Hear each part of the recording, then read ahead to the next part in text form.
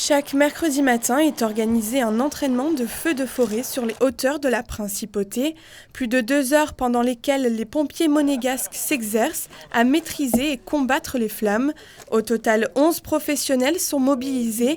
Chaque semaine, un groupe différent est mis à l'épreuve pour permettre à chaque sapeur-pompier de revoir ses acquis et de se perfectionner. L'objectif de cette session d'entraînement, c'est de familiariser aux techniques de lutte contre les feux de forêt et aussi de faire des protections de points sensibles, puisque finalement notre secteur de première intervention, puisque nous sommes formés pour notamment des feux de forêt sur le secteur de première intervention français, limitrophe à Monaco, et qui est un secteur où il y a beaucoup de mitage, c'est-à-dire il y a un secteur périurbain, et aussi où il y a beaucoup de mitage, c'est-à-dire de maisons dans l'épinède. Donc c'est pour ça que les points sensibles, c'est notamment les maisons à protéger.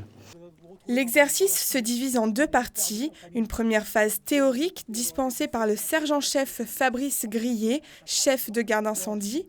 Étape par étape, il revient sur les points essentiels à avoir à l'esprit avant chaque intervention. De la végétation à la météo, en passant par la sécurité, tous les aspects sont passés au crible. La sécurité donc collective, on en a parlé, c'est un peu la même chose, c'est l'autoprotection, c'est toujours rester en contact radio. Vient la partie pratique, toujours supervisée par le sergent-chef Fabrice Grillet. Chaque pompier enfile sa tenue de feu, la veste de protection, la cagoule, le casque et les gants de protection. Le rituel est bien ficelé, la concentration est à son maximum. Voilà. Juste là, pas trop bas. Voilà. Les 3 véhicules démarrent, ce qui annonce le début de l'exercice.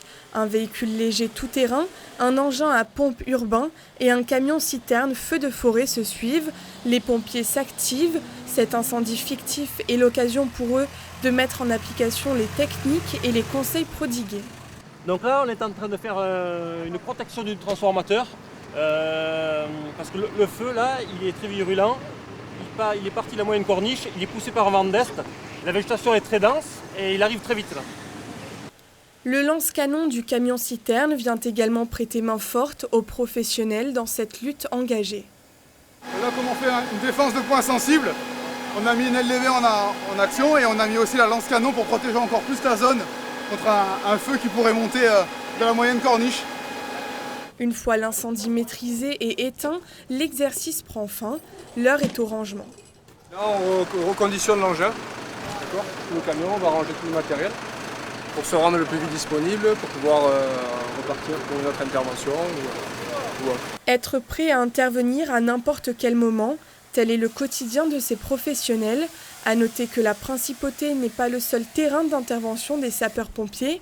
Toutes ces mesures sont inscrites dans un accord franco-monégasque datant de 1970. Cet accord, un accord bilatéral franco-monégasque, est un accord qui permet l'assistance mutuelle des services d'incendie de secours français et monégasques qui peuvent intervenir de part et d'autre de la frontière, que ce soit en France, que ce soit à Monaco. Et on intervient dans le cadre de sinistres graves ou d'accidents graves. Alors effectivement, il y a une petite dérive de cet accord franco-monégasque, puisque maintenant on intervient carrément dans le cadre du prompt secours.